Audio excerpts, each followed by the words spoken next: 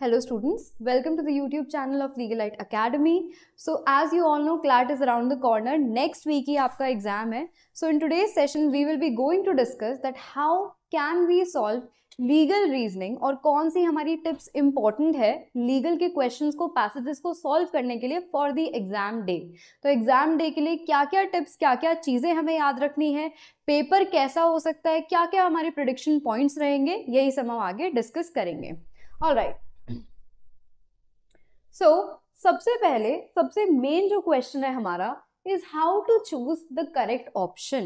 अब लीगल में कई बार क्या होता है, जब आप पैसेज रीड करते हैं, आप उसके ऑप्शंस पढ़ते हैं, तो कई बार दो ऑप्शन सेम लगते हैं या कई बार डाउट होता है कि हम ऑप्शंस में कैसे करेक्ट ऑप्शन को मार्क करें, क्योंकि आंसर हमें पता है कि लायबिलिटी इधर इट्स येस इधर इट्स नो, बट येस और नो के बाद आपको कैसे उसकी एक्सप्लेनेशन मार्क करनी है, that is again a question.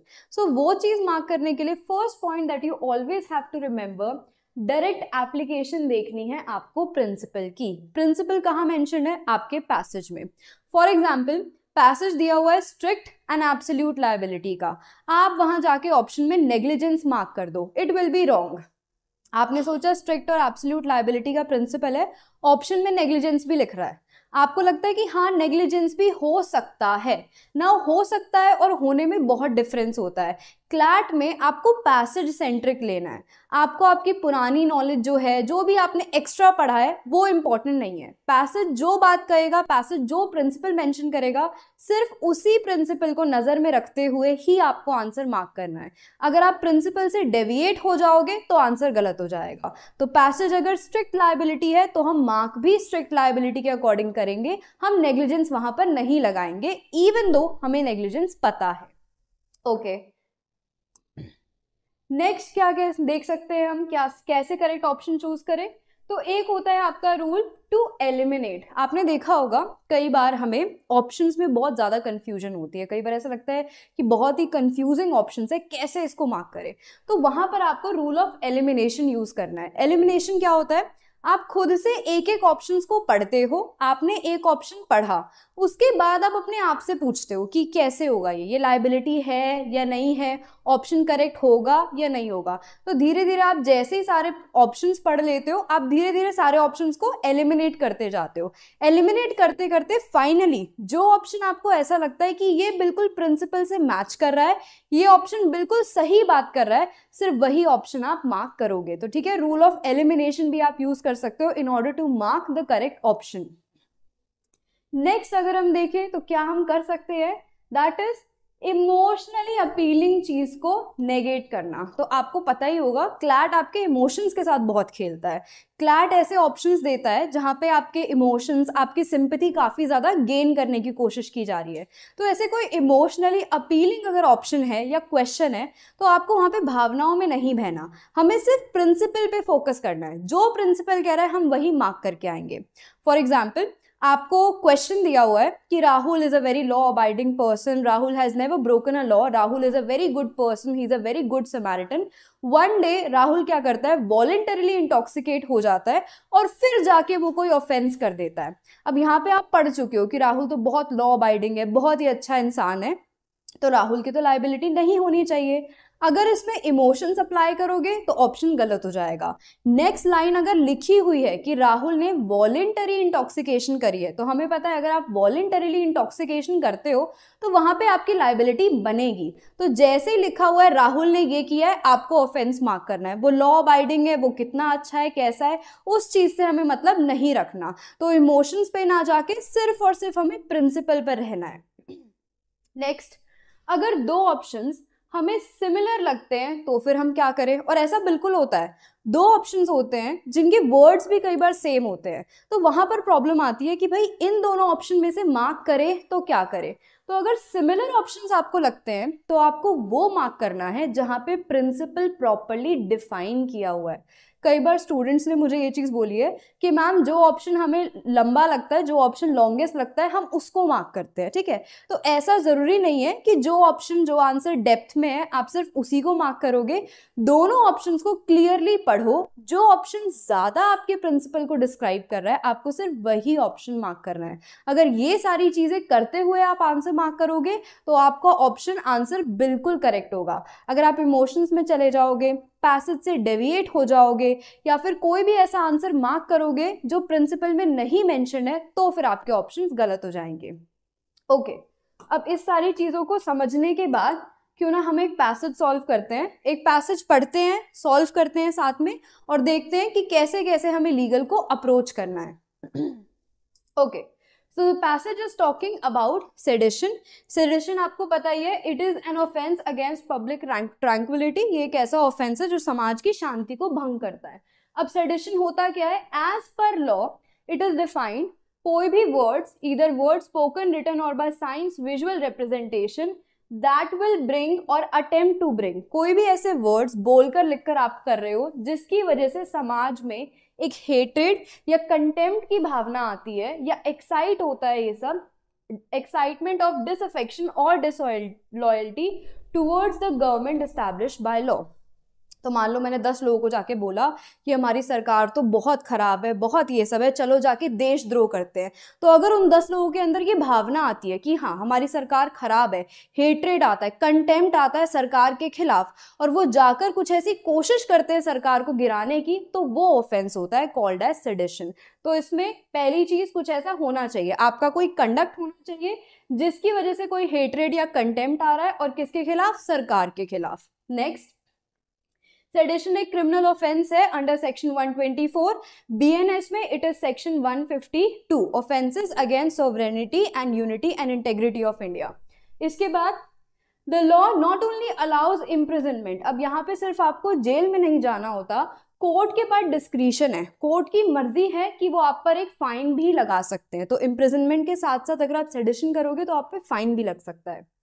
However, any comments that show disapproval of any action or step or administrative action taken by the government which law have been made with intent to ensure the government alters the step, it will not be considered as sedition। ये basically ये कह रहा है कि अगर आप criticism किसी को शो करते हो, अगर मान लो कोई न्यूज़ रिपोर्टर है जिसने सरकार को क्रिटिसाइज किया, तो फिर वो सेडिशन नहीं होगा, क्योंकि क्रिटिसिज्म हमारे पास एक राइट है, हमारे पास फंडामेंटल राइट है कि हम कुछ भी बोल सकते हैं, कुछ भी कर सकते हैं, रीजनेबल रिस्ट्रिक्शंस वहाँ लगेगी, but we also enjoy a freedom. तो अगर मीडिया खुलेआम कुछ ऐसा बोलती है तो वो सेडिशन में नहीं आएगा, criticism is not sedition.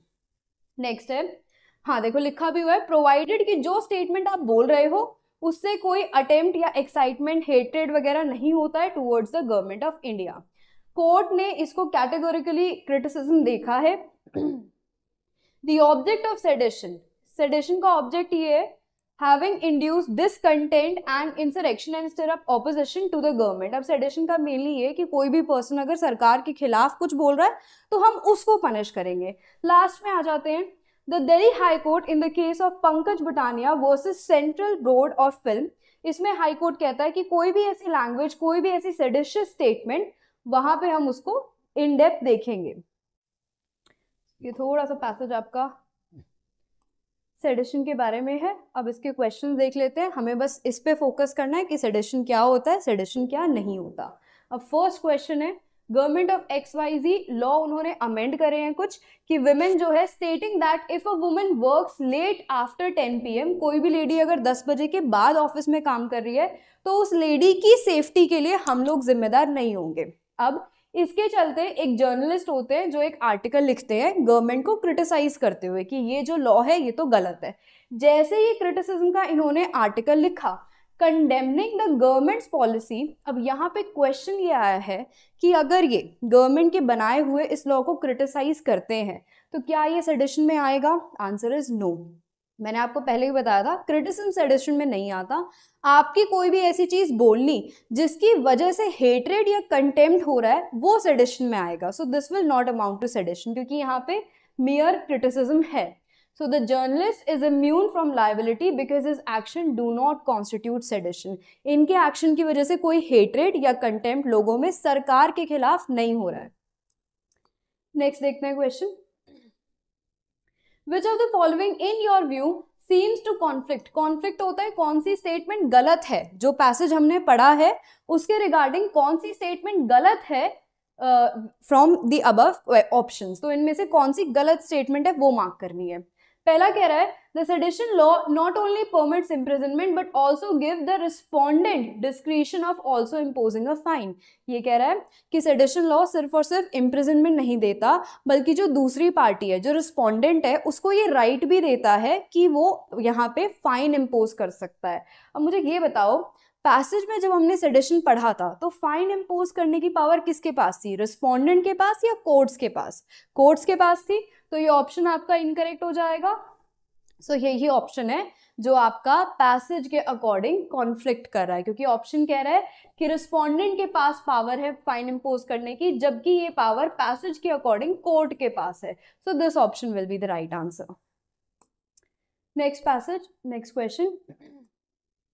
In order to make incumbent government to implement essential reforms, अच्छा सरकार क्या कर रही है, जो इलेक्शंस हर 5 साल में होते हैं, गवर्नमेंट ने लॉ चेंज कर दिया और अब बोला है कि ये जो इलेक्शंस है ये हर 7 साल में होंगे। After learning about the new law, जो अपोजिंग पार्टी होती है वो एक प्रोटेस्ट चलाती है। प्रोटेस्ट में वो ये एलिज करती है कि जो रूलिंग पार्टी है वो अपनी पावर मेंटेन करना चाहती है, इसीलिए इन्होंने इलेक्शंस का टाइम बढ़ा दिया। The general population was influenced by their behavior as well, and they all collectively began hurling stones at the parliament building। अब ये चीज गलत हो जाती है। मैंने 10 लोगों को बोला सरकार खराब है, क्रिटिसाइज किया। अब यहाँ पे वो जो 10 लोग हैं वो मुझसे इन्फ्लुएंस हो गए कि हाँ भाई सरकार खराब है, उनके मन में हेट्रेड, कंटेम्प्ट आ गया। इस हेट्रेड के चलते वो लोग पार्लियामेंट पहुंच जाते हैं, वहां पे पत्थरबाजी करने लगते हैं। तो यहाँ पे मेरे वर्ड्स की वजह से क्या हो रहा है, हेट्रेड आ रहा है। उस हेट्रेड की वजह से क्या हो रहा है, वो लोग कोशिश कर रहे हैं सरकार को ओवरथ्रो करने की। तो क्योंकि ये तो तीनों पॉइंट सेडिशन को ही डिफाइन करते हैं, यहाँ पे ये सेडिशन होगा। तो कौन सा ऑप्शन है सेडिशन का? Given that the conditions are met, there is sedition in the instance at hand। तो यहाँ पे sedition होगा क्योंकि आपके हेट्रेड और कंटेम्प्ट की वजह से आप गवर्नमेंट को ओवरथ्रो करने की कोशिश कर रहे हो। नेक्स्ट है, T made the decision to run for office in the upcoming elections. As a result, he propagated allegations claiming that prime minister has taken advantage of him, और उससे कुछ फेवर्स लिए हैं, उसको थ्रेट किया है प्राइम मिनिस्टर के favour में वोट करने के लिए। He was accused of sedition after his deception was discovered. He was sentenced to 9 months in imprisonment. T argued that he is only accountable for imprisonment and not the fine. Basically ये है कि T guilty हो गया है यहाँ पे sedition के लिए, ठीक है। ये इन्होंने पैसेज में बोल दिया कि T is guilty of sedition, और अब उसको जेल भी भेज रहे हैं, इम्प्रिजनमेंट भी हो रहा है, और उस पर fine impose and not the. टी आर्ग्यू कर रहा है कि देखो इम्प्रिजनमेंट तो होगी सेडिशन के लिए, लेकिन मैं फाइन नहीं दूंगा। बट जब हमने सेडिशन पढ़ा था पैसेज में, तो वहां पे according to the circumstances of the case आपको इम्प्रिजनमेंट भी होती है और कोर्ट के अकॉर्डिंग आप पर फाइन भी लगाया जा सकता है। तो क्योंकि हम उस पर फाइन भी लगा सकते हैं, so which option? Since the court has the authority to determine each case facts and circumstances, T is responsible for paying the fine। T पे responsibility होगी फाइन पे करने की।